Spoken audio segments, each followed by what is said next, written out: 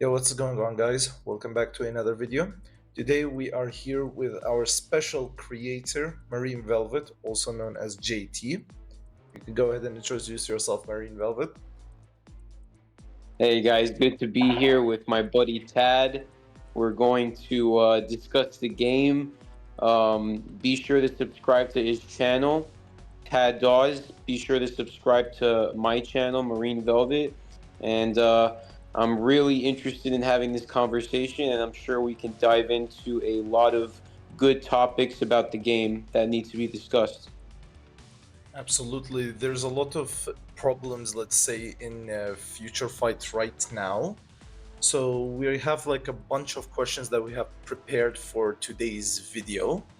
We have some general questions which are not related to the game's problems, but rather on how we progressed and how we started and so on and so forth. And then after that, we're going to start with some of the problems that we have found during our questionings. So for the first question that we're going to ask you is, when did you first start playing Marvel Future Fight? I first started playing it probably 3 to 4 months after its release. And I think I found it like in an ad or something on like Facebook or something when I had Facebook, because I don't have Facebook anymore. But I was intrigued by it because it looked like a previous game I used to play. I don't know if you heard of Marvel Ultimate Alliance, but I used to play that game as a kid. So I was really intrigued by the game.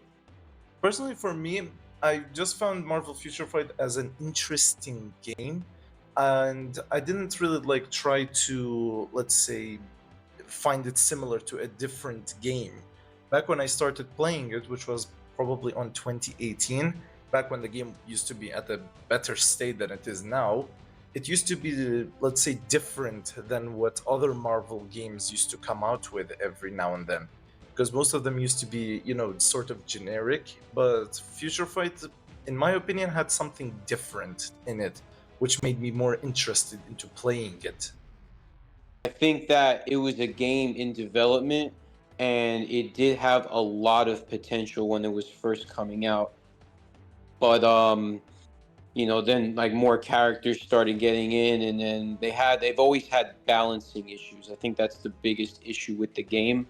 But it's definitely a game that I wasn't really familiar with, and it took me a little bit longer than others to kind of get the gist of like character building and like what to do and things like that. And I took it to a more tactical approach later on, like with PvP. Yeah, we did see a lot of your very good guides on PvP, which, to be honest, I don't think many people would understand PvP as it is now without your help. So we do appreciate all of the help that you have given us for PvP. I'm happy to provide.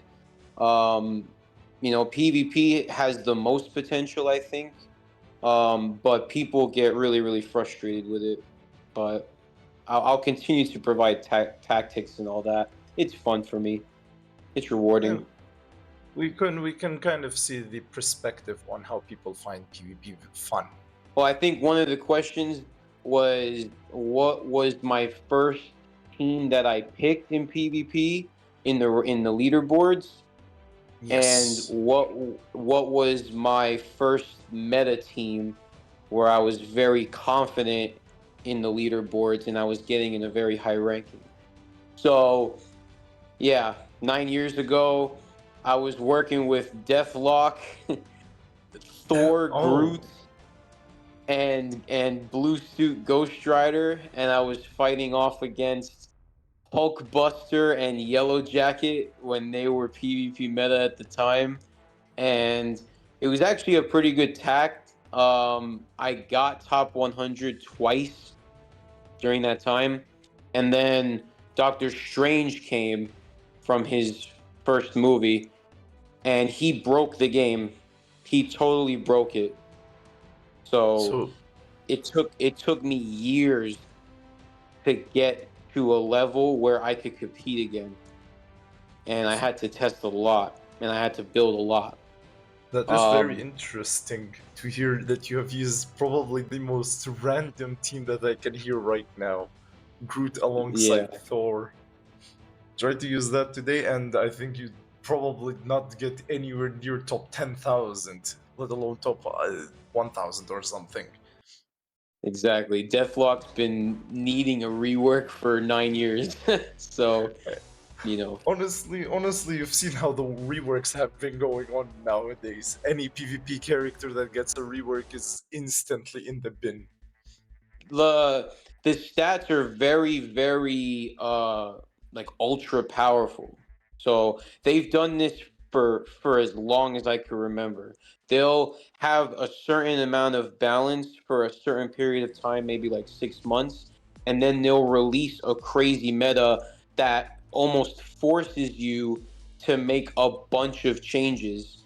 And guess what? You know, swapping gears and swapping CTPs, they cost a lot. You know, they cost a lot of crystals. They just started making these deals to swap CTPs just recently, maybe like a year ago or so. So it becomes very costly to having to test all the time. And yeah, the meta creep is really frustrating because there's 250, 270 characters in the game and only three could be used. I think that's ridiculous and it really kills the game. There was a point where I was using, you know, my first like real meta team. I was using Silver Surfer with no uniform, Infinity War Thor, and I was swapping him with Cable, blue suit Cable, and I was using Ghost Panther, and I was getting top five against Carl. If you guys know Carl from Challenger League and Vibranium League, he used to be the OG. I was going toe to toe with him in top five with like a crazy team. They were using like Jean Grey with the blue suit and like Infinity War Thanos or something like that with Colossus. So I was always doing these crazy setups. It makes like, as you can see, like you back then you were able to mix and match the most random teams, and then you'd still be able to make it in the top 10. You can use your most favorite character if you wanted, and it would most definitely work, compared to nowadays where, as you have mentioned, only like around three of them are near meta for you to even be able to use.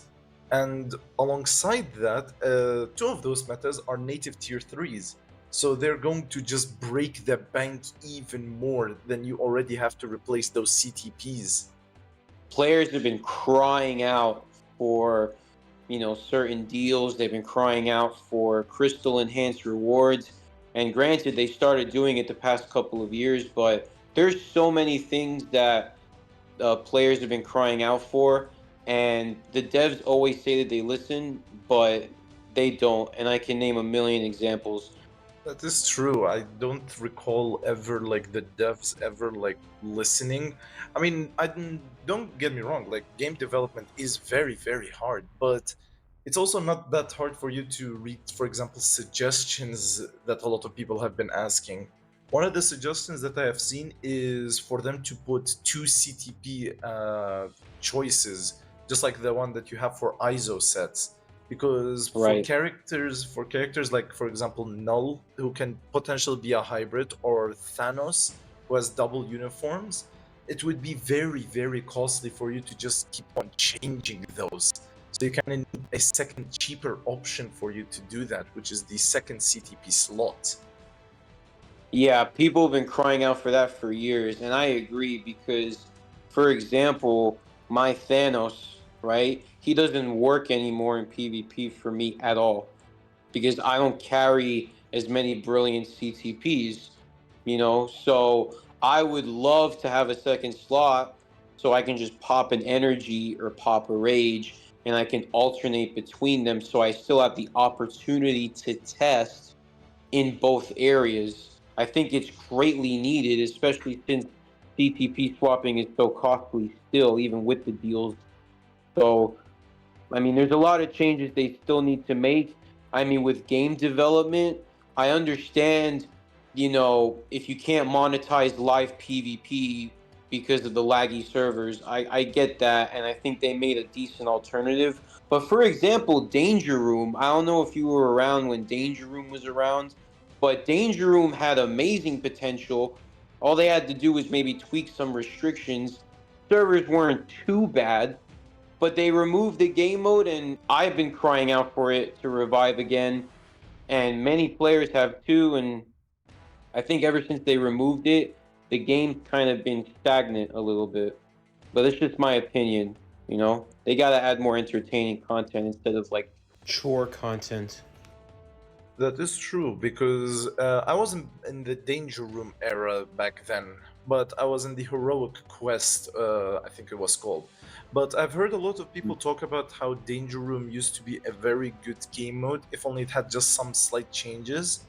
But what you also did mention is how when they removed it, the people sort of started to drift away from the game, which is not entirely wrong because, for example, Danger Room was, I think, maybe I could be wrong about this, but I think it was quite popular. I think it could even be the most popular game mode back then. So when Future Fight decided to remove that game mode, which was probably the most played, it sort of did raise a lot of questions on what the devs can do in the future. What if they have a favorite character or a favorite feature that they want to add? Would they even listen to them keeping that, or would they add it, and so on and so forth? Right.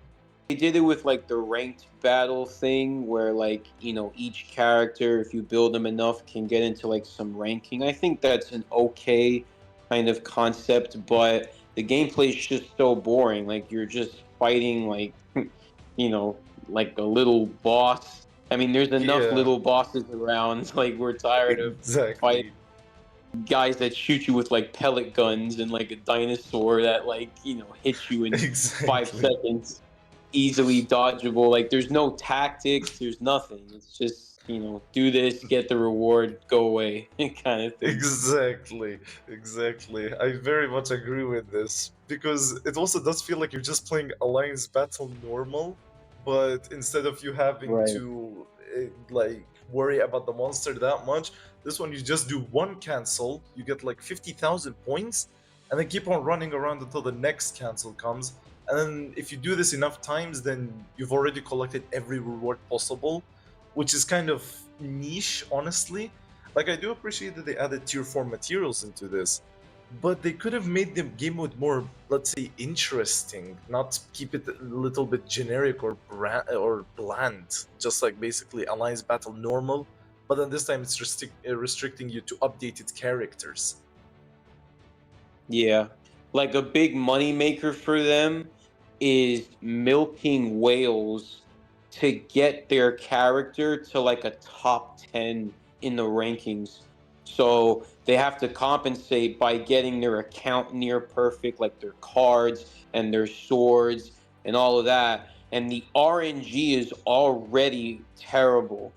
Like there are still people that are struggling to get 25% pierced. I just got 25% pierced like last month, or not even like 2 weeks ago. So I'm testing it, and I had to sacrifice HP for it, which I don't really like.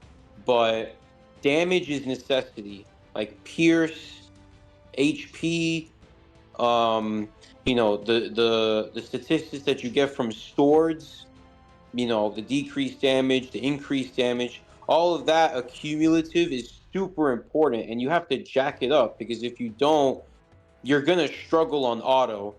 And auto is a huge part of this game. Like 95% or like 90% of this game is auto, which tells you a lot. I want to play my games, I don't want to auto my games, but they got to make it more engaging. They got to add more manual element, in my opinion. You know. That is true. I do very much agree on that because let's not go too far on this. Go to Otherworld Battle. The RNG there is very, very, very terrible.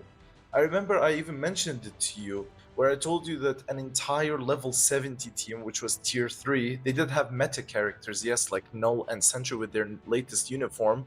They didn't have any sort of debuff removal, and they were able to one-shot most of my tier 4 characters and with Wasp and with her new uniform. So that includes HP and debuff removal. So it's like logically you would know that my team would win this in a landslide. But I was watching this and I was shocked at how many times they were able to one-shot my characters, which are as perfect as I can get them to be, because both of them have mighty conquest and greed. Surfer has authority, so they are not weak builds at all compared to the other team that I'm facing, which probably doesn't even have any CTP. They probably even have obelisks on their characters.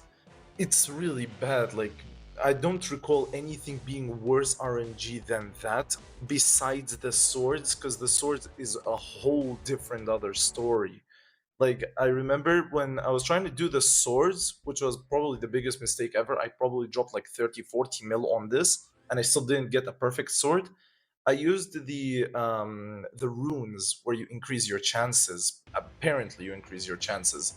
So I did this for multiple swords, and I think maybe I did like around 50 or 70 swords. And out of those, and I think only 5 of them were from the runes. The rest were just the lower chances one. So it's near impossible for me to perfect my own swords. First of all, that, yeah, I'm glad you mentioned that because there are like these special runes that like bump up your chances from 15% normally or something like that to like 25. That is BS. I would say a lot of the time that extra bump of percentage, it really doesn't work. I get a lot of the different color all the time. I don't get the color that it's trying to get. So the RNG for swords are poor.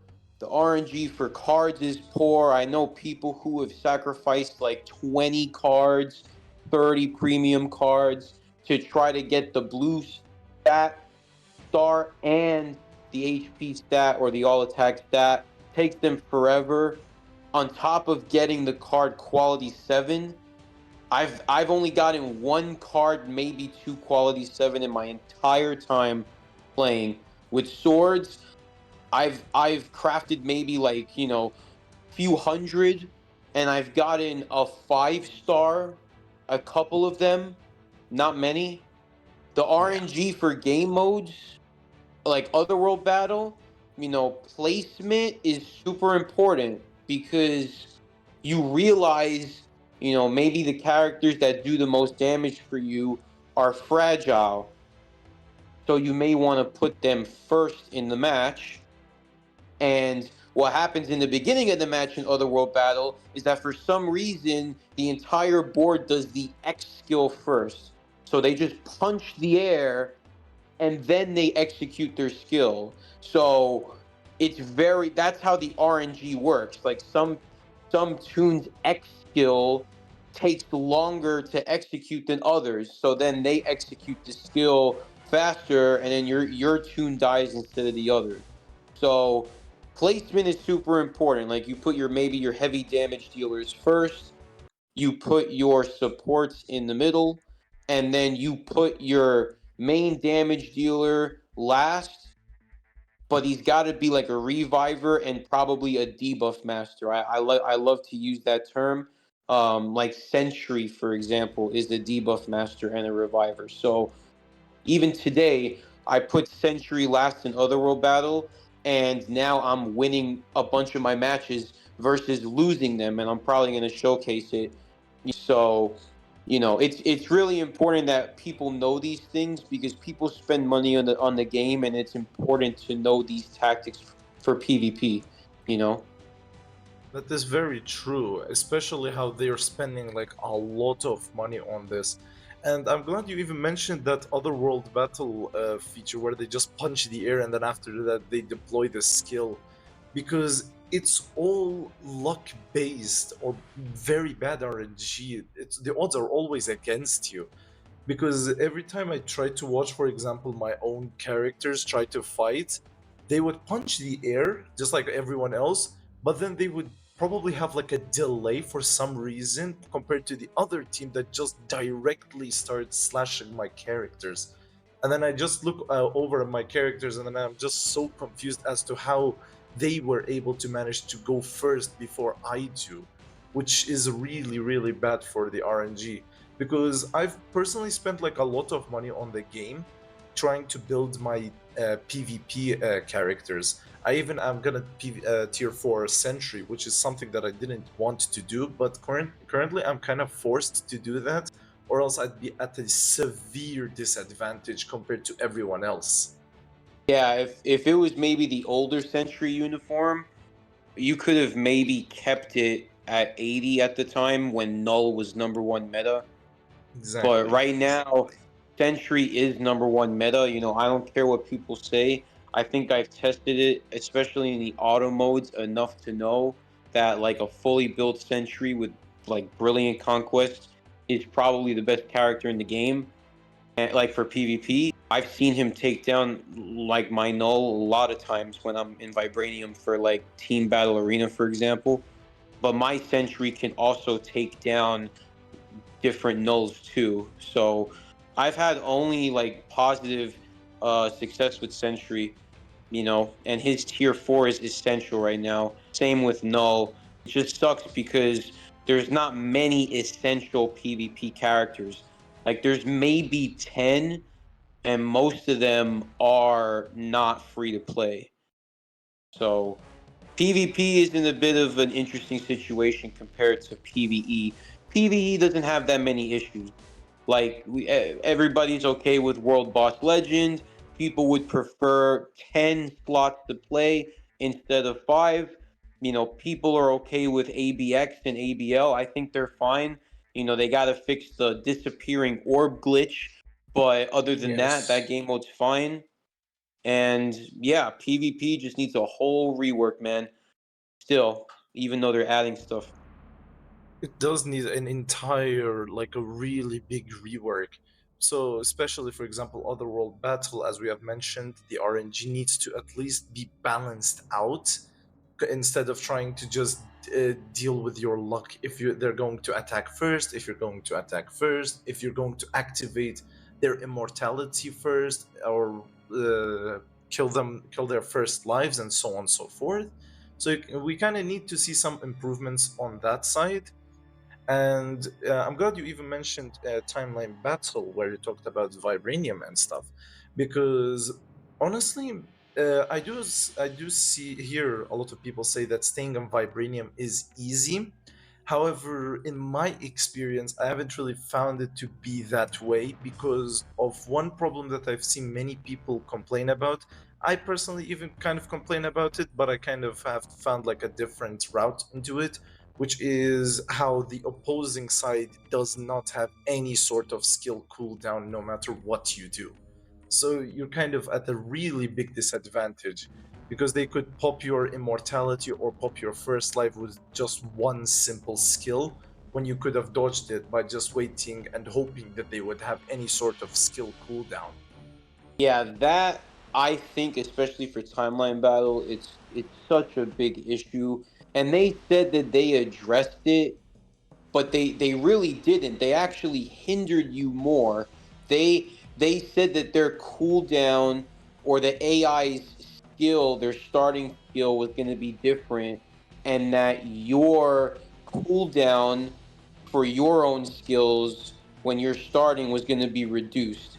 They only reduced it by 1 second, and you know they said, okay, let's put Silver Surfer, Sentry, and Wolverine, and instead of having them do their primary skill first, we'll have them do their second skill first, right? But they do their primary skill right after. If they get guard broken, they do their primary skill then. So if Silver Surfer gets guard broken, he'll just go right to the counter. If Wolverine gets guard broken, he'll just go right to his fifth skill. And Sentry's second skill and Null's second skill are their primary skills. So they need to fix the cooldown so people don't have to do crazy stuff on manual play to get ahead. Like I literally have to go move my analog with my left thumb down, and then I have to take my other hand when the countdown is off, and I have to put my right hand over my left hand with the analog stick still down to switch the character so I don't get one shot in one go. That's frustrating. I tried to teach that to like a newish player a couple weeks ago, and he's like, "Yeah, this is impossible. I can't do it." So I taught him, okay, here's how the triple meta should go. Here's why you should have null dealing. Here's why you should have null with greed with ambush, etc., etc. So the only way to counter these crazy vibranium teams is with triple meta or with the same team that they do, which is usually two meta and support. I think this is insane. This is just pay to win, because not every team is the same. Not every player works with the same CTPs. That's why there's a huge need for CTP recommendations and niche suggestions because my philosophy, for example, is attack is the best defense. Most of the time, if I tell people to build PvP meta with offense, most of the time on the manual play aspect of it, they have success.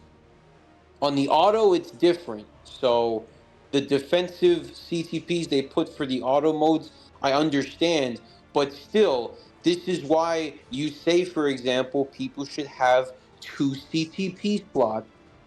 You may need two different PvP CTPs to work situationally, right? So Yes. these are elements that should have been added long ago. And now we have this state in PvP where people consider it a joke. In timeline, I'm taking a break. I played 7 matches. I won 3 of them, and I'm in the top 25 in the league. That's how the disparity really is in PvP. Like, not many people play it, man. Yeah, that is very true.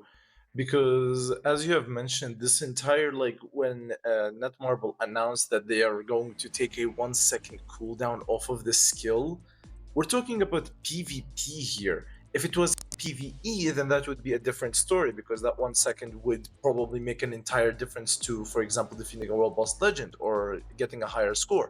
But in PvP, that is not going to help that much, honestly, or even at all, because you're still at a disadvantage on the other team having no cooldown whatsoever.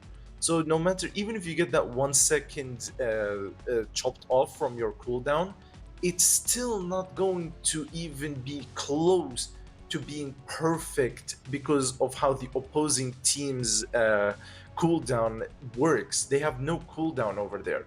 And the only time that I have ever seen cooldown even be introduced into the other team was when I asked you about how Challenger is. You told me that one of the power ups that you can buy is give the opponent a skill cooldown, which that alone is really terrible because you're trying to tell me to try to grind in probably a bad state game mode all the way up to Challenger just so that I can even have somewhat of a fair fight against opposing teams. And as you have also said, for you to even counter these teams, you're going to need 3 metas, which in theory could work, but again, we're factoring in how that 0 second cooldown is affecting us so much that when you start, you're already bound to lose one of the meta characters. It just depends on who you want to lose. So, for example, you have an option between Sentry, Null, or Silver Surfer, or Wolverine, or so on and so forth. You're going to need to choose one of them. You're going to need to think on which one of you to swap into so that you can go ahead and hopefully not get one-shotted by because of this entire cooldown like trickery that they have up on their sleeves. because this Hmm. entire cooldown thing is not making this PvP game mode work at all. And personally, for me, I've even stopped playing Timeline Battle. I think I even told you that right now I'm down to gold, or I'm going to probably even go down to silver on next week because I'm so tired of not being able to compete in the top 100 because my team is not strong enough to counter those 0 second cooldown teams. And I played two dealers and one support, so that says a lot because I have to let my Coulson die, my Colossus die, and then after that I'd have to hope that my either Null or Sentry skills are ready and I'm fast enough to even try to deal a single damage or even try to activate their immortality or take one of their lives. And even so, I have done that, they will stun me most of the time. I've always been stunned every single time I try to attack them with Sentry. I've tried to attack them with Null. I've tried to swap play. I've even tried to sort of do what you've tried to do, the whole joystick and then use your right arm and whatnot. None of it worked because I'm 90% of the time that I play, I get stunned.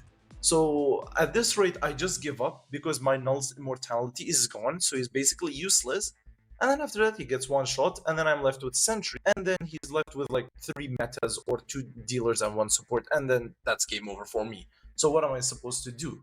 I'm just taking an entire break until I tier 4 Sentry to even have any sort of chance against these god knows tier teams. Like they're very hard for me to even play against. The problem is that there's just huge disparities. Like the power level between a tier 3 and a tier 4, huge. The power between 13% Pierce versus 25% Pierce, even 22%. The damage difference is massive. Mighty CTPs versus brilliant CTPs, particularly defensive ones. Conquest, authority, huge disparity between mighty and brilliant. It's the difference between it working and not working. So in PvP, they're constantly putting limitations on the player, but they're not putting limitations on the game mode. So you got that problem with timeline battle, where there's no Exactly. restriction. They restrict the actual meta, like a few times every 3 months, and the teams are legit the same almost all the time. I rarely see anything different. In Otherworld Battle, the opposite issue's the problem. They're putting too many debuffed meta for too long. You should operate like you put Sentry in for a couple of weeks, then debuff him. You should put Null in for a couple of weeks, then debuff him, etc. Because people spend big money for Null and Sentry to be used a little bit more. It's just in timeline battle they're used too much. In Otherworld battle they're used not at all. In team battle arena they're doing this again. Like, I'll give restrictions sometimes, and it'll only be like a little, like maybe two, three, four actual working tunes, and we'll do Correct. that like once a week. We'll maybe ban Null once, and we'll ban Sentry once. It's only been a few weeks, but I'm already seeing the same recurring pattern with these restriction issues.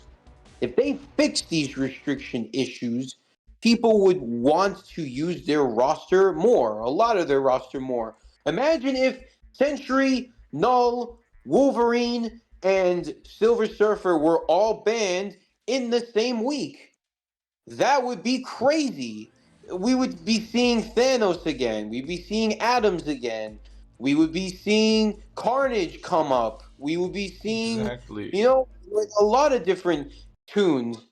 It would be amazing. That's why I say the game will have so much potential, but the developers are just insanely greedy. They only care about their bottom line. They say, "Oh, I'm not going to fix timeline battle, I'm gonna make another game mode where it's like the opposite of timeline battle, but there's just different problems with it.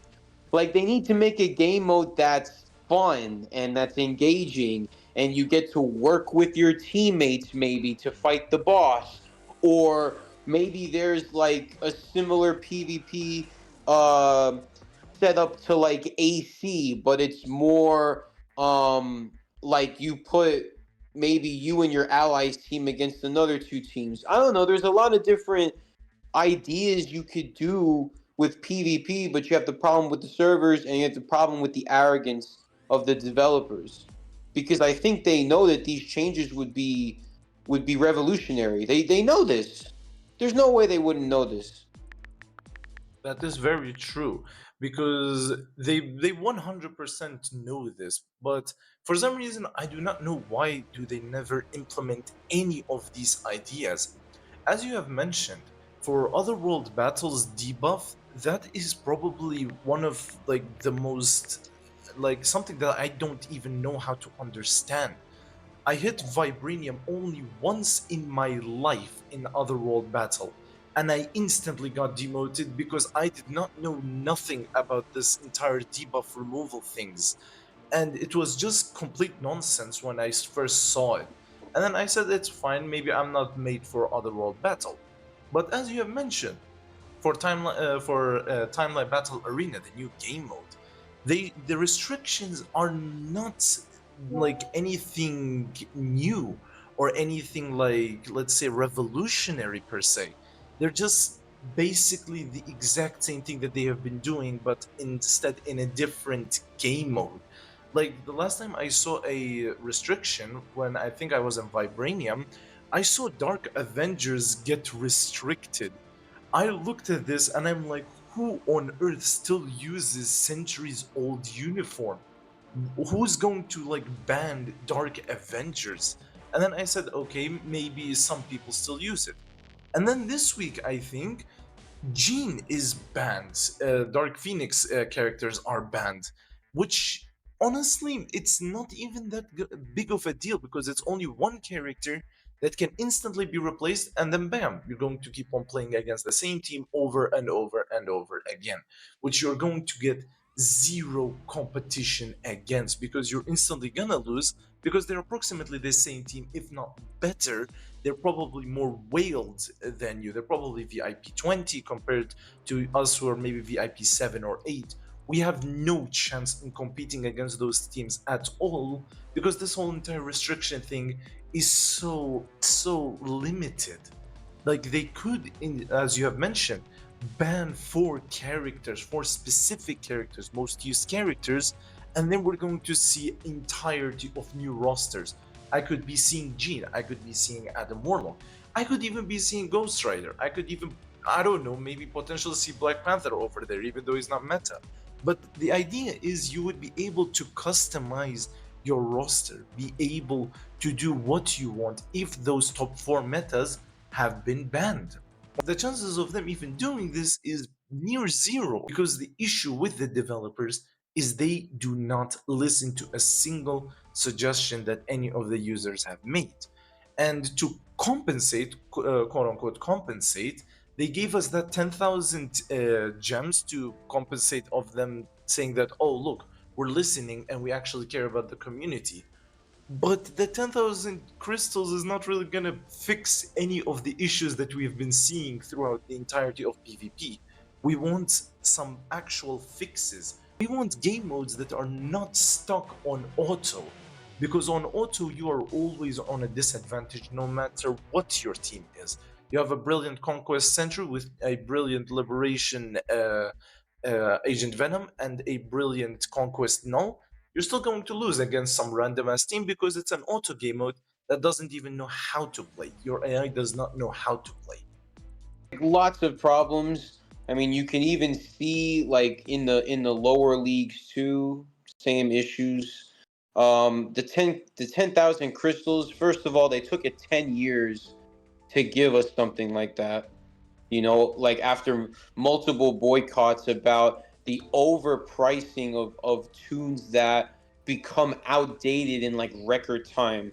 Like I don't know if you Correct. were around when the Ultimates came out, but the Ultimates was the biggest scam the game had, and it was a huge boycott that ended up like reducing the cost of the characters and the RNG.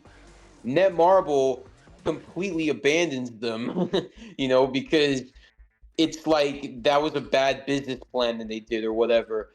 Imagine, I mean, you look at the meta and you're saying like even if I used meta, I still couldn't compete with whales because of the disparity. Imagine non-meta, Daredevil, Elektra, Mr. Fantastic. Like these characters, they're never going to shine ever.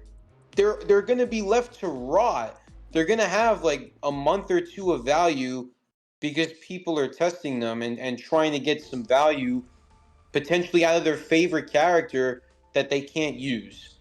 You know, the one thing I will say, the one thing that could maybe save them is tier four strikers. I think the tier four striker system is cool. The striker like an opportunity through like another character, I think is great. I think what they did with Bishop, I there's a lot of conflict, right? So like we can talk about Bishop, right? Bishop Yes. has PvP qualities, right? But he doesn't work in PvP. Now, he could have a hybrid CTP like Destruction, for example, and now people are saying that he's fairly decent in PvE. So that's what saves the game. But the character is completely wasted for what he was supposed to be meant for because of all of these like weird plans that Marvel does with PvP. So a lot of people's favorite characters just getting wiped under the dust because of the system that they created. I don't see any purpose of like really competing with non-meta in PvP, and on top of it being insanely difficult. I'm happy to find tax and alternatives, but they need to change the system first. Many of the people's favorite characters just plummet. When you mentioned like a month or two, that's being generous. I haven't seen Right. Daredevil. For example, one of our friends, he is a big Daredevil fan, and when he got that new uniform, I didn't even see him use him for like a week because of how bad he was. He instantly tier 4'd him the same day, and then he gave him a brilliant conquest, hoping that he would be a fantastic or even maybe good PvP player. But no, as soon as he used him, he was utter trash. So then he just tier 4'd a useless character that's just rotting in his roster right now. Maybe we will never see a new uniform for some characters. For example, let's take Black Panther, my favorite character. I don't think that he's gonna get the uniform anymore because of they're not going to make any more movies. But the thing is, I'm probably never gonna see him become anywhere near a meta or even PvP meta or anything like that. So it would just like take the joy out of the game for me because I'm not playing with my favorite character. Your favorite character, Ghost Rider, he's semi niche if I'm not wrong in PvP. He can still be used there, however, he's not as strong as many others that you can go ahead and tier 4. But again, we're playing this game because we want to play with our favorite characters. Like one of the ideas that I think that they could try is to try to make a sort of a balanced system for PvP characters.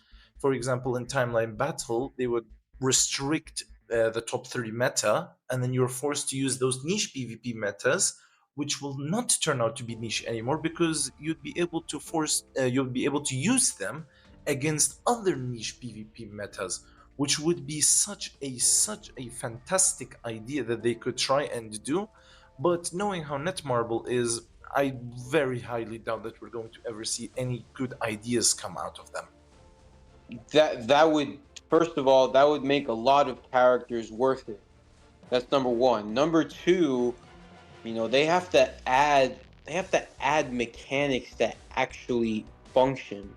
Like, let's look at dodge characters, right? They have this guaranteed dodge percentage that only seems to work when you have the statistics to already back it up. If you don't have the statistics, it's just not going to work at all. So, like, you know, I had to jack my Spider-Man up with HP, Urus, and Odin's Blessings just to get his mighty conquest to function. Daredevil, Daredevil needs an actual working dodge mechanic. You can't just give him a little bit of decreased damage and a little bit of dodge, like 30% guaranteed dodge, because yes, let's face it, normal dodge is useless. Like normal dodge itself, it is just like a flat statistic. It offers nothing other than like to help with rage. CTP, for Absolutely. example. That's it. Guaranteed dodge was supposed to fix the dodge mechanic, but it didn't. It just became like its own little thing. So, like Daredevil, for example, he needs so much to succeed. And yeah, the friend, I think I know who you're talking about. I tried to save the tune for him. I tried to get like some sort of value. I literally couldn't. Like I had to barely kill a brilliant conquest Silver Surfer with my Daredevil level 80 and my Punisher level 80 together because neither of them can kill Silver Surfer by themselves unless you have like a brilliant conquest on Punisher. Who the hell is going to put a brilliant conquest on Punisher? You know how hard it is to get a brilliant freaking conquest? I got my first Absolutely. one 2 months ago. I got my first one, and I put it on Logan, and it was ass. It wasn't even that good. I had to bump him up to death with freaking Odin's blessings and HP. I had to sacrifice a lot of my offensive options, right? There's many things that I had to learn. I had to self-teach myself that the skill on debuff removal overwrites your debuff removal lead. So then people always ask me all the time, why is my tunes getting stun locked? Right? Another thing, Doctor Doom, for example, and also Daredevil, you give them debuff removal leadership. They have a skill that has debuff removal for 1 freaking second. So now they're just practically useless. They just get stun locked for 90% of the fight. And then they introduce counters that involve getting hit with super guard break, and it's useless. The only time it works is against a niche tune that doesn't have super guard break. So it's like, once again, the disparity is too much. And the amount of patterns and statistics and things that you have to implement in order to figure out, it's too time consuming. I use my favorite tunes in PvP with a 50% ratio. People look at me like I'm insane because everybody's ratio is like 90 plus percent. It's a lot of memorization, it's a lot of pattern recognition, and the reward is just not worth it. They have to fix the system, or else they're going to produce a lot of like useless tunes that don't work. Especially since you also mentioned about Doctor Doom, which we'll come to back in a second. However, another thing that you have mentioned is how you have used like their most random characters. Like I was browsing some friendly matches on Timeline Battle just for fun, just to see some of my friends' squads, and I came across to your squad. I was very confused as to why you chose such a random squad, but at the same time I was thinking about it, like you use this squad because you're trying to play the game in a way that you enjoy. You're not trying to play the Right. game to, for example, be like the best or try to fit in with the crowd. I don't want to go double support null. I don't want to go with null, sentry, and colossus, and so on and so forth. You want to play the game the way that you think it should be supposed to play, and in a way that you're going to have a lot of fun with. So I I 100% understand how you and why you chose such a team, but at the same time, honestly, Netmarble should try to like open their minds a little, realize how most of the people aren't even using any of the meta squads because we can't afford it. So expensive. Like native tier 3, both of them, the only two metas that you can think of are both native tier 3. And on top of that, you're going to need to tier 4 both of them because they're going to need the tier 4. So you're going to essentially drop around, I think, 25,000 to 30,000 Carbodium just to tier 4 both Sentry and that is only for their gears. That's excluding the advancement that you have to do for you to even get them there. And on top of that, you're going to need to build them from 1 star all the way to 6 stars. And on top of that, you're going to need to get a PvP CTP, which the drop rate of CTPs is so bad. Those chests, I never got anything good out of them. However, the only time that I even got a good CTP was when I spent crystals on the legendary mission. I think I forgot the name of it. I haven't played that one in such a long time. You get like a selector out of it, and then you get a rage or a conquest or so on and so forth. Conquest isn't even there. That's the worst part. You have to rely on the chests and hopefully get a conquest out of it, which it's a very low chance.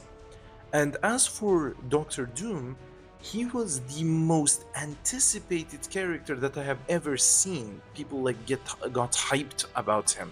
They were waiting so long for him. He got like the biggest betrayal I've ever seen.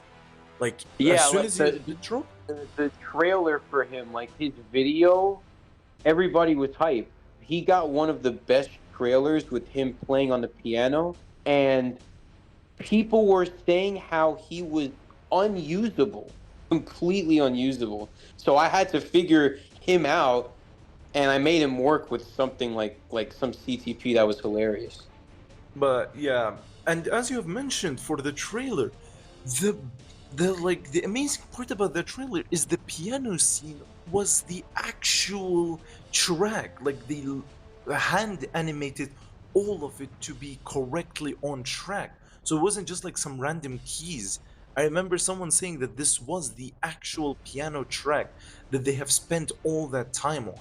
And then they decided to drop probably one of the worst PvP characters that I have ever seen. Although they did, I think they buffed him only a little, slightly in one update, but even then that buff did not even do anything to even make him anywhere near. I've only seen him like a few times, which was on Otherworld Battle, but that was only because he was not debuffed as much. That's why I almost feel in my head that a bunch of the developers don't even play their own game. They gave Doctor Doom a tune with a revive, because revivers don't really work that well with counters. The only one that really did it was Silver Surfer. Doom came out terrible and broken, and he was working like very sporadically. They people wanted him to work for timeline battle, and that was like his worst game mode by far. Like I put something like Transcendence on him, and I actually made him work because he was actually killing the old Century when he was meta at the time. I figured him out. I felt like he didn't really need the rework that he got. It made him worse. And when Null came out, forget it. He was completely useless for me. Like he couldn't even trigger debuff removal. He couldn't even survive long enough. He couldn't get the counter. He couldn't get the penetration from Mighty Transcendence off. Nothing. So I dropped him, and I even dropped him for the auto modes because what's he gonna do? He's gonna execute one or two counters, maybe a fifth skill. The premium character, like he's premium. You're like supposed to know that you're supposed to make that character fantastic, at least be top 3. But no. At this rate, as you have mentioned, the devs probably don't even play their own game. I'm not joking. I feel like they just pull like a random numbers generator and then they start spamming until they get whatever number and then they just place that onto the character. because the character just it never has any sort of like good stats or good numbers that we have seen for many of the other characters. It just feels so randomly generated. At the end of the day, PvP is just going to become more and more isolated. There's like only like maybe a few whales who actually stay and compete in the respective leagues, and like that's it. There's no way around it. I could try to make counters as much as possible, just to give new characters as much value as they can. The value is always going to be niche. The game's just going to remain stagnant. Honestly, I don't understand what's the point of them just making like these useless characters. Like the only upside I can see this is for whales, as you have mentioned, but like even then, those whales that we're talking about are whales that are VIP 15 and above, whales that we can't even compete against. And at some cases, they might get it to work. At rare cases, we might get it to work, as you got Dr. Doom to work with a transcendent. You know, it's so bad when a transcendent, one of the worst CTPs ever, works on a terrible tune. So that alone says a lot. But if we're trying to compare progress between us and Wales, we would be nowhere near, because the whales probably right now in their inventory has at least like 20, at minimum 20 brilliant CTPs. They could be brilliant conquest, brilliant authority, brilliant so on and so forth. We cannot compete against those whales. Let's say that we even do get a brilliant conquest. For example, it could work on a terrible tune. If we want to re-roll that, we would have to submit a CTP for it, which is already hard enough for us to get. So this is just generally such a big mess for PvP. And I mean, this is why it's so important for proper testing. People get the recommended CCP to pick, and all of a sudden they're going around all Discord messages saying, "Oh, my character doesn't work with the recommended choice, and he's not performing well at all. So what do I do?" And who's going to give the answer?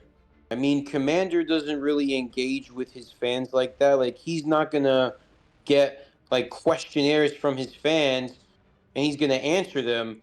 I tested an energy CTP on multiple different tunes, and turns out they work incredibly well. But the only way I would have figured it out is through all of the testing that I had to do on manual to do it. I can't get it from Commander. I can't get it from Cynic Alex. So it's a shame because it's so complex. If you want to do something different, you still have the risk of it not working out for you. People desperately need alternatives. If I didn't know any of these alternatives, I would just either be another whale or I would be anonymous. I would just be another anonymous player. As you have mentioned, for the content creator issue, like for example, let's say someone's got suggested to maybe put a patience, for example, on a century, and then that doesn't work. What are they gonna do? Because, for example, if they're free to play, they're not going to be able to mess so many CTPs because they don't have that many gems. And if they have the wrong CTP on them or the wrong build, then the amount of gems that they have to spend is abysmal. Because let's say the first one didn't work out, who knows if the second one will work out? The content creators don't really engage with their fans, which is not a good thing, especially for like those bad characters that people are trying to build because they're their favorites. So for example, Dr. Doom is still favorited by many and is still being built to this day, yet people do not know what to give to him because content creators don't really interact with them or try to give them some sort of reasonable advice as to why you should give him, for example, a transcendent, why you should give him a region, and so on and so forth. I feel like the only quote unquote playtest is the practice combo. That's all I have ever seen the devs and the YouTuber variants for Future Fight ever test. What am I gonna do for practice combo in PvP other than maybe Alliance Battle to check how many hits? But that's for PvE. What if I want to know for PvP? How am I gonna know? I do not want to know how their walk animation is gonna be or how the skill is.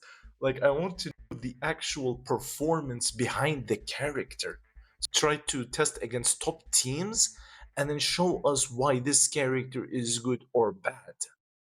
Yeah, exactly. Like with their gameplay trailers, since the Jean Grey trailer, their trailers have gone so far downhill in their quality.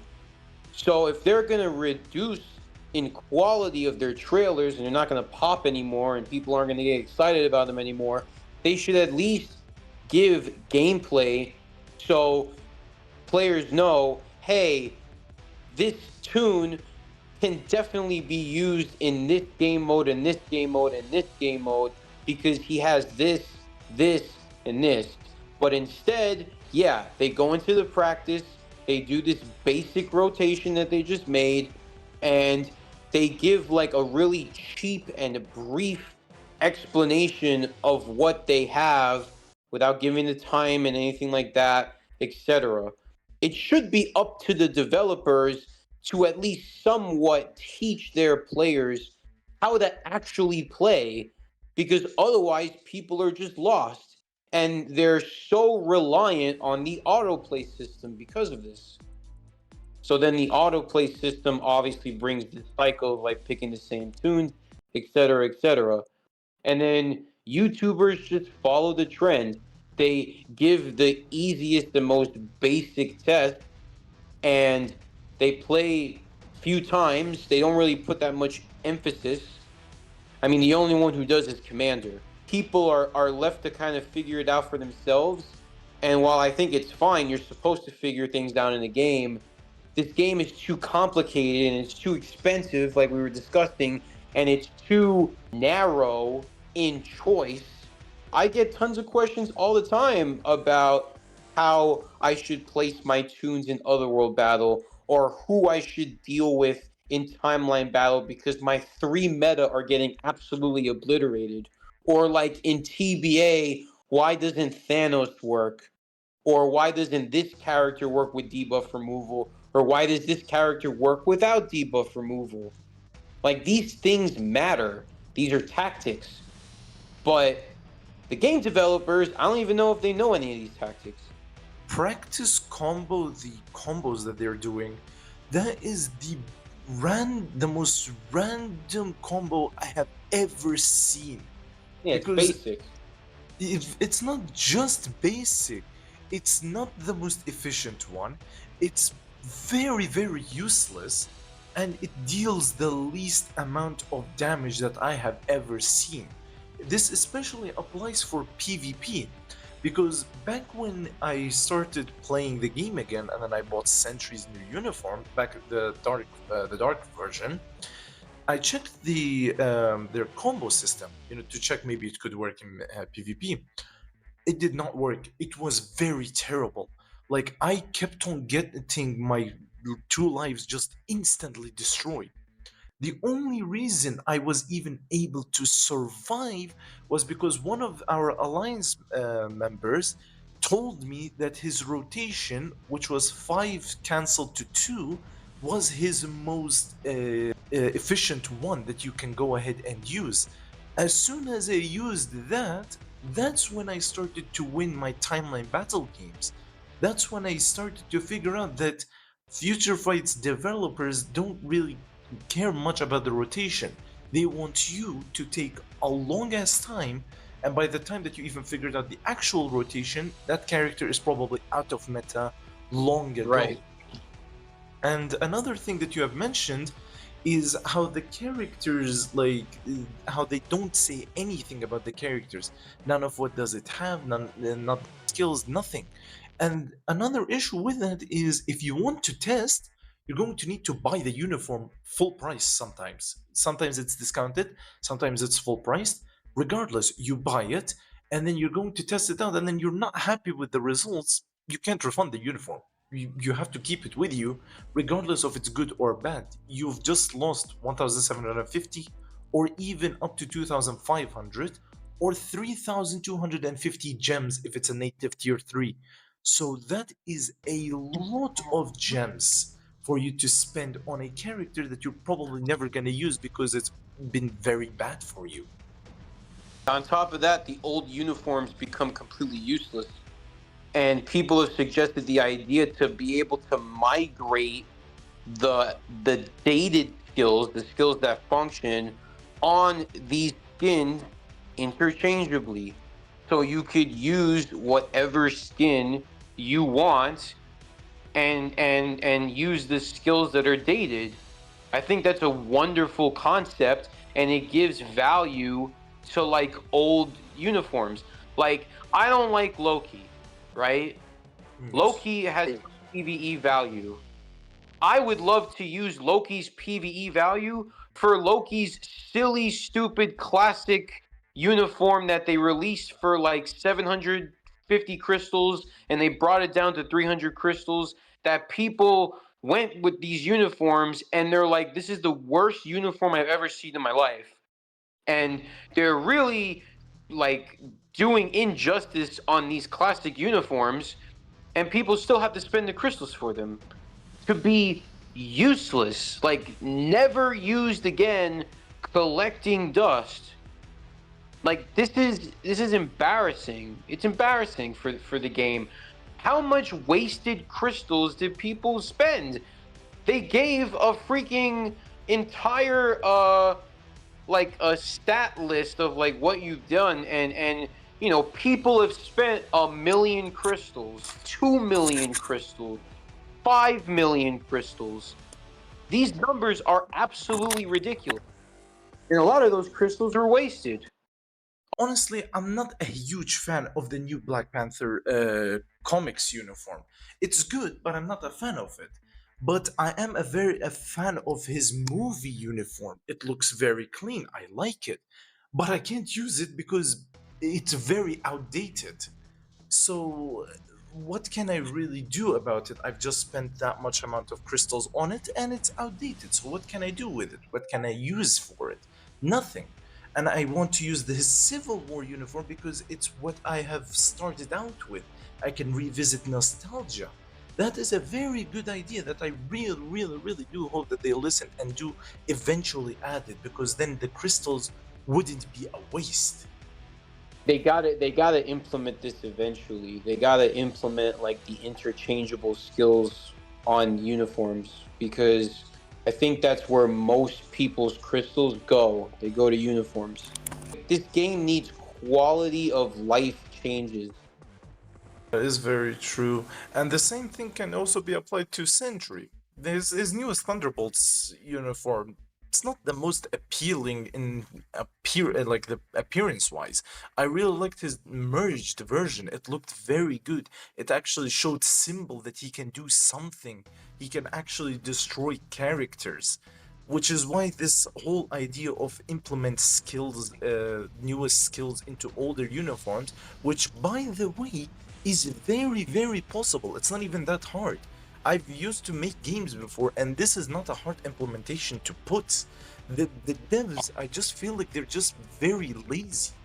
Like, honestly, yes, I do appreciate them sometimes putting hard work, but most of the times, features like as good as this one or as small as these is what can make the game go from its current performance to a rising performances.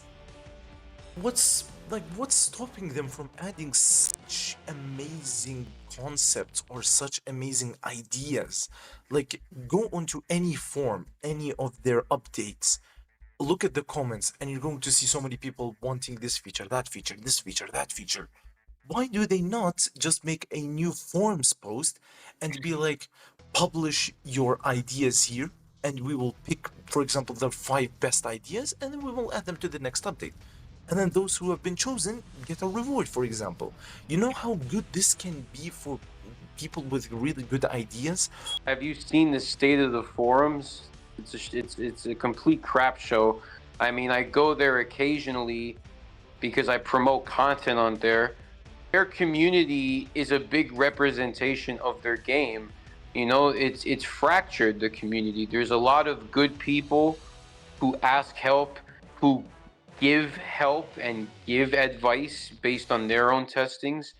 And then there's a bunch of toxic people who create alternate accounts or like to get the post like banned or something like that.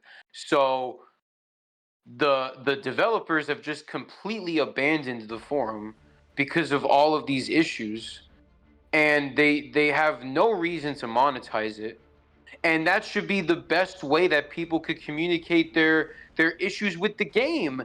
And then they send tickets. Sending the ticket is like freaking a mission to do, and they give this generic ass response that's like AI generated, and they just say it's up for consideration, and they give them a thumbs up, and have a nice day. It's pretty sad. Like, people have done this all the time, and they've only implemented a couple of changes out of it. Forum is a huge representation of their failure to listen to the community. So now there's parts of the community that just wants to see the destruction of the game. So they'll be as toxic and they'll be as ridiculous as possible to try to deter people away from giving advice or asking questions. I mean, I could try to help the forum, but it's definitely not the place to go, unfortunately. And it's the only place to go to ask questions. It's really sad. It's the only place to go to send tickets. As you have mentioned, I was even one of them who even asked for a suggestion. I sent them a suggestion. And then they just gave me like the most AI reply that I have ever seen. Like, what do you mean you're gonna put this into consideration? I didn't want you to like just give me I'll put this into consideration. I want you to tell me why you think this idea could work or why this idea could benefit the game. And as you have mentioned, the forums is the probably the worst place for you to ask advice in, because I kid you not, when I back then every tier 4 I used to post it in the forums, but now I don't, because every time I, for example, tier 4 an old character per se, let's say Captain Marvel for PvE, I always get comments saying, "Oh, why did you tier 4 her? You could have tier 4'd such and such and such." I don't want people to tell me what can I do when I know what I'm doing. But on the other hand, for those who need advice, they get the worst advice possible.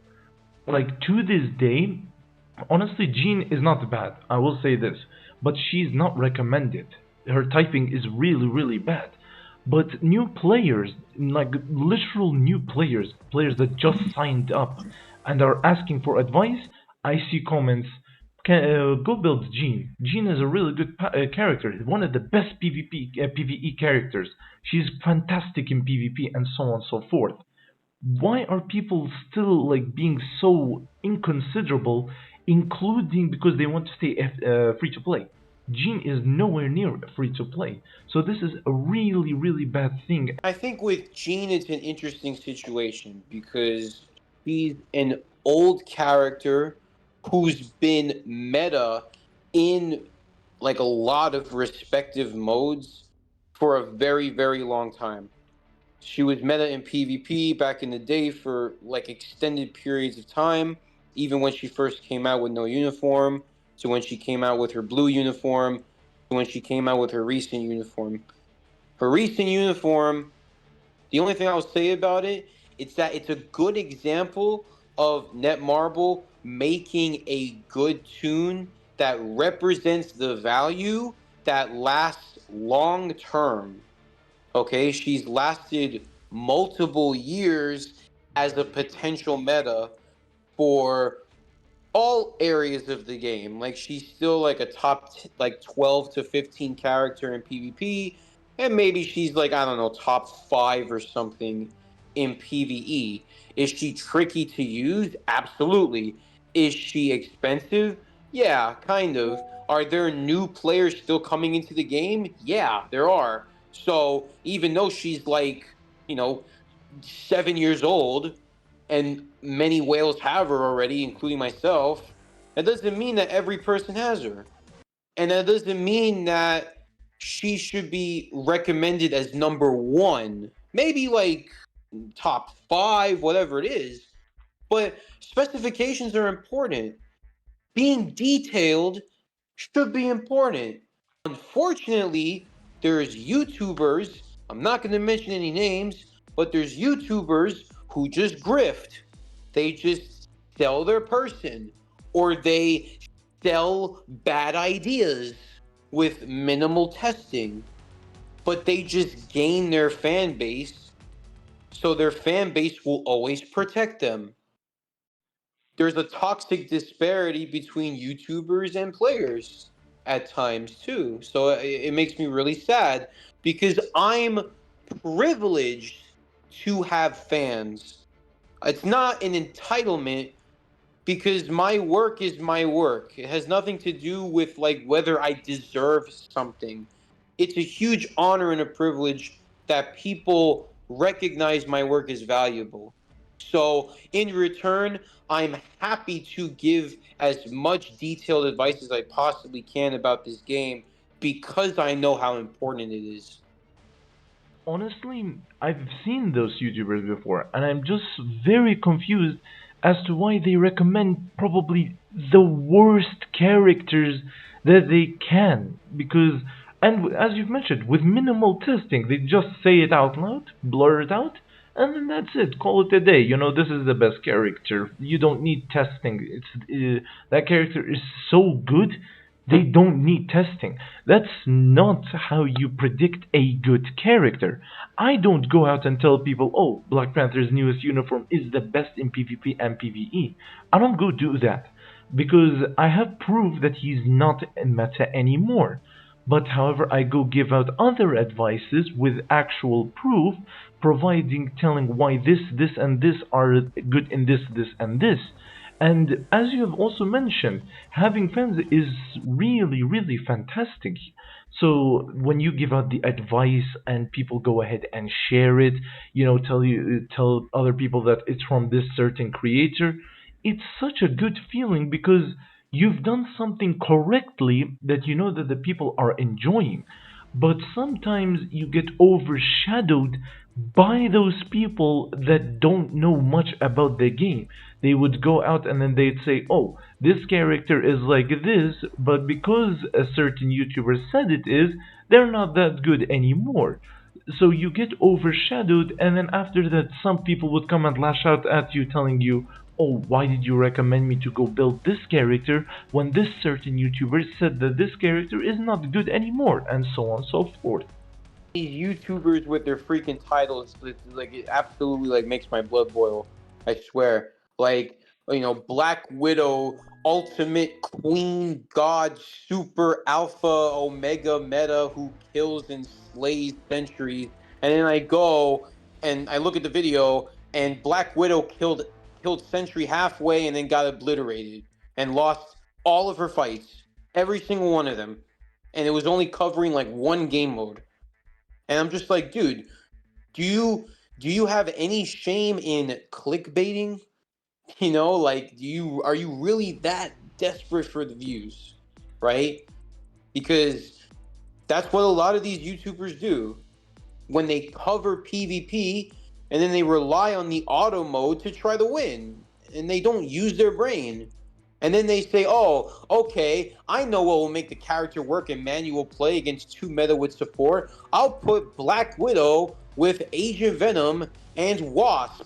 So that way she has double support, so she can kill a meta maybe with a super brilliant conquest at its full role.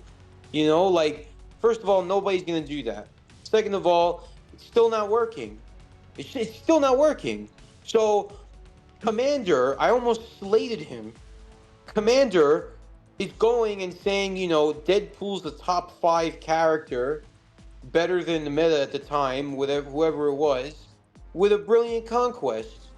And I'm going, killing centuries and whatnot with Deadpool with the exact opposite CTP that he recommended.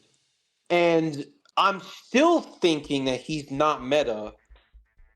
And it's again with the title and with the language. Like, oh, I said maybe. I didn't say he was. I said maybe. Well, it's like again, it's like people are investing their time and you're saying information that doesn't apply to everybody because people's accounts are different. So you're recommending the super luxurious option, and then all of a sudden it doesn't work because it's at Mighty Conquest, or it doesn't work because you have 19% Pierce, or you have like 50% HP on your cards.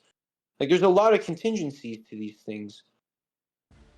You know, these like YouTubers, I just genuinely like I laugh at how I see they get thousands of views when they say when as you mentioned a clickbait in the title. You'd click on it and then you wouldn't even see their Black Widow killing anyone. Instead, the Black Widow just gets one-shotted by Colossus, for example. And then after that, they give her probably the most whale build ever, and then in some rare cases she does eliminate Sentry, but even then that Sentry is probably having like the worst build that anyone could have ever seen, probably a rage on him or something. They're so funny, like I just see it and I'm like, we work so hard to make our content as viable as possible, and then we've seen these people who are saying Black Widow killed Sentry's double life. And then you'd go and click on the YouTube video, and then it's just some random ass Sentry without any uniform. Yeah, it's like Level a 70. regular region century, like in Gold League at tier 3 with like two other meta and like their tier 3. It's like, dude, like come on, man. Like It's at so least funny. at least go in another mode if he's not gonna do well Exactly. there.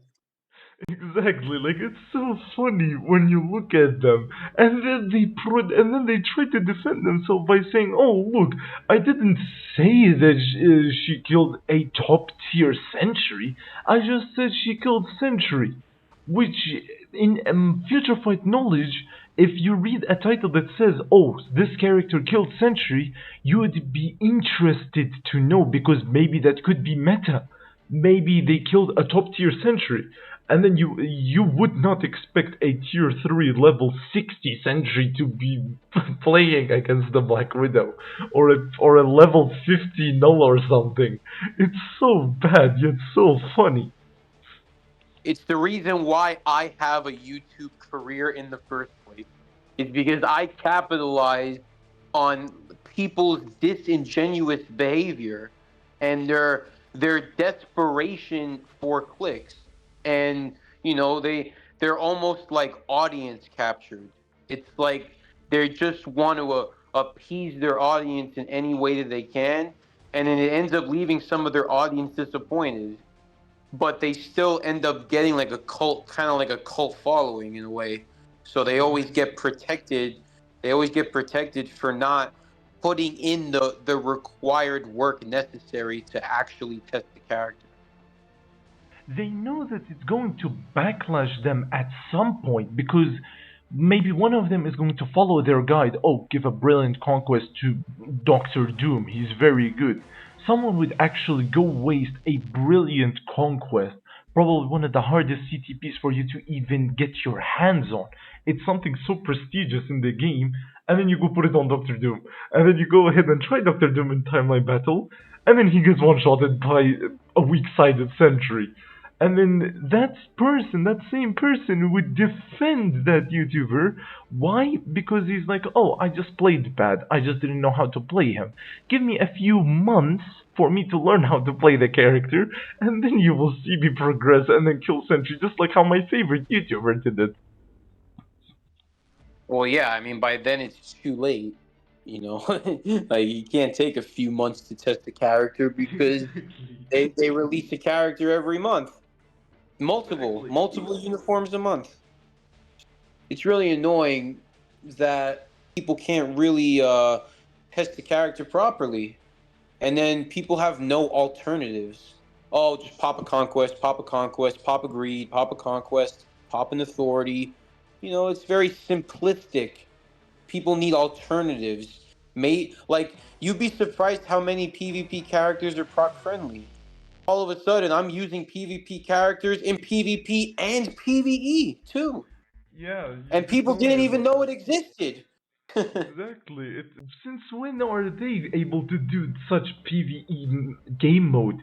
And it was like such an interesting fact, but no one knows about it because none of the creators are even bothering to test their proc friendliness. No, and they'll also look at you like you're crazy. Oh, you put Exactly. an energy on Carnage? You're crazy. Why? You put a greed on Carnage. What's the difference? The guard break community? Guard break community is outdated. It's outdated. Super guard break community is what's important. And if you didn't know, super armor with debuff removal is guard break community, but people for years don't even know that. Like, super armor has been in the game for 10 years, and they just are figuring out now that debuff removal and super armor is guard break community. That's, for example, why Silver Surfer can work with a refinement, and people are wondering why.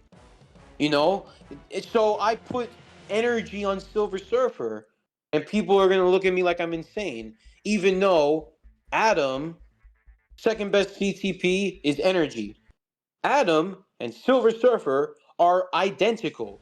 They are legit identical in their builds. It's just Silver Surfer has reflect. But you don't dare to try to test Silver Surfer with energy, even though Silver Surfer with energy two shots meta, especially now, because Sentry from his new uniform versus Sentry versus old uniform has changed significantly. So because of the change, some tunes need their builds redone because of this. So, like I said, there's no testing, there's no alternatives. People just lazily pick the easiest option with the least resistance that can give the least pushback. So, Exactly. it's like you get rewarded for being part of the crowd, and then you get criticized for going against the norm. Doing new things with it is shunned down upon at times, especially by YouTubers. It's really sad. It's sad. And new players suffer the most from this. New players. Exactly. If I'm not mistaken, I've seen like people test this, and if I'm not wrong, he was equivalent to Captain America's zombie uniform, if not slightly stronger, which goes to show that you can test and do whatever you want. It's just that you're trying to fit into the normality of the people. Oh, you put an energy on Carnage? Ah, you're weird. That's the worst thing that you could have ever done. But then, oh wait, you realize that it's very, very good.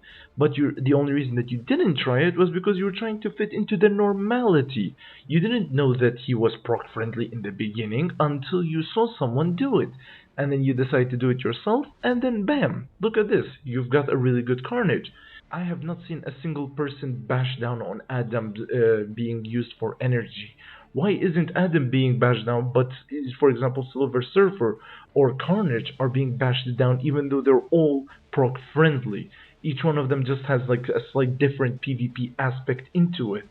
Like you can test so much that you can't even comprehend how good certain characters can be for different types of CTP. But again, not a single YouTuber is going to do those tests because then people are going to look at them very weirdly. Like, why are you doing such a abysmal thing even though it would work? Like, when you told me that Carnage would work with an energy, I was shocked because I have never seen anyone even mention Carnage working with an energy, which is why we do need more people to speak out on trying to test out new characters with newer CTPs and other CTPs instead of having to stick with the PvP variants like Greed, Conquest, Refinement, and so on and so forth. There's two ways that you can play PvP. You can go full on defense that's complemented by offense, but the offense has to be stacked. or you can go with pure offense. And for many people, they don't even think that's an option because they're going with the norm. And it totally is. It's a total like other choice that you could make. With defensive CTPs, there's way too many contingencies. Your statistics have to be near perfect, but if they are, then fair play. Then you could probably use, and they have most of them have to be brilliant defensive CTPs. If you make your characters offensive with a decent blend of defense, 60, 70% HP, maybe if you can, maybe 40% all defense, you get your swords up, you could compete with mighty CTPs on manual. You can, at least in one aspect of PvP. And then on top of that, you potentially have more PvE characters. So now you're working in both sides of the game because you changed your approach to PvP.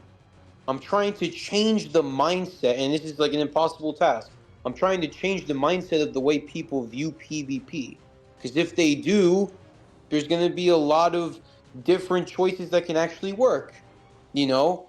And then I was saying, okay, like if you put energy and things like that on PvP tunes, then you may struggle in the auto modes, which is maybe true in some cases. But I mean, dude, I went in Otherworld Battle in like the third portion of the season. I played 100 matches for the season, and I had 4,000 points in Challenger League. Okay, I was doing all right with offensive CCPs on autoplay. It's just because I know how to play the game mode in multiple different tactical ways. I mean, I'm still looking into Team Battle Arena a lot more. Like I'm testing more. I'm trying to get into the top 100 there. It's difficult, and you have to use your brain a little bit. New players need to recognize this because that way, not all hope is lost for them. I don't want to see like new players just looking at, for example, certain YouTubers, and then they'd say, "Oh, you must get a conquest for this character. You must get a agree for this character." When they can test and try to figure out which CTP is perfect and which CTP can work. But at the same time, we don't have content creators that do this other than you and potentially some others, but I'm not 100% sure about the others. But I know 100% that you are willing to sacrifice a lot of gems, a lot of your time, just so that you can show other people that PvP is not a game mode that only needs certain types of CTPs, so like only conquest or greed. You show the people why for example, energy could work there. You even got transcendence to work in PvP. We need more YouTubers, more content creators that try to show new players how any CTP that can work on certain characters if they meet the correct criteria. And I mean, I don't like to brag about like what I do or anything like that. It's just I know that there's a need for it. So I'm happy to provide because I love this game. Like that's just how I feel. Even though this game makes me want to throw my phone across the planet when I play it, I love I love this game, and I've grown to love the community. So I'm working to try to make this game as engaging and as memorable and as good as I possibly can. Because that's the only thing I can do as a content creator. I don't really care about the views. I don't really care about the money.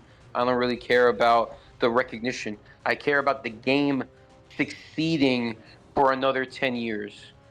We're trying our absolute best over here to try to just get more and more players into the community, try to get them more familiarized with how the community is. We can even go ahead and grow a bigger community than it currently is and have a much more helpful community, you know? We want to try to make this community as helpful and as guide efficient, as informative as we can possibly can. Most of the time the developers isn't really gonna listen to it unless we try to push the community, which is what we're going to try to do. And besides, we've mostly covered everything that is possible in the game right now. So we've tried our absolute best to cover, and we just hope that the community can share and tell the people how we can make this game even better. We covered a lot of important elements. We covered important suggestions. I think there's many more we could cover. Maybe we can make another one of these little podcast videos. Maybe we can Absolutely. discuss like characters individually. Like if you want to ask me about a specific character, like top 10 character, top 20 character, top 30 character, I could Absolutely. probably tell you. You know, it'd be fun to do. Me too, honestly. So we can go ahead and make something like this in the near future, hopefully. Especially since we're talking about our favorite game, then I suspect that a lot of people would want to watch and figure out what's going on with the state of the game. Yep, I think that covers a lot of the my basic feelings about PvP. I hope you guys enjoyed the video. This was very fun, and I'm very happy to be doing it with none other than Marine Velvet, which I do advise you guys to go ahead and subscribe to him. He's a very fantastic PvP god that you can go ahead and also follow his guides. His guides are fantastic. Good to talk to you, Tad. The same goes to you, my friend.